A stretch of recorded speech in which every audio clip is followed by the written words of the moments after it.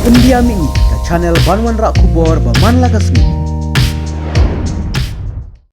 The Governor of Meghalaya is pleased to notify an expert committee to review the state reservation policy as notified in resolution PER.222/71/138 dated Shillong the 12th January 1972. The chairperson and members of the committee shall consist of experts in constitutional law, economics, sociology, demographic studies, and related fields which shall be notified by the government of Meghalaya. The expert committee shall undertake a review of the state reservation policy by obtaining views from all stakeholders and by conducting field visits to all parts of the state. Kani-kani ke jimpun bala juga sorkar ba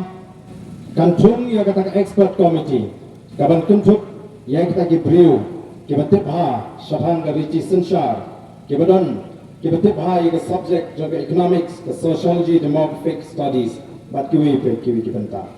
kani-kani ka bangi ngila tawa ho habang ngila sedang bane kren ya kani kamat don shibun ki bala penting don shibun ki bala bertendru Balesi Ardent ula pengki mo ya ke ka bala penyalam syaga jing umsnam tendri ko mangila kular ila bu ya kene kamat hakimat jing kular ke jing lani hektek election pledges ke jong ka party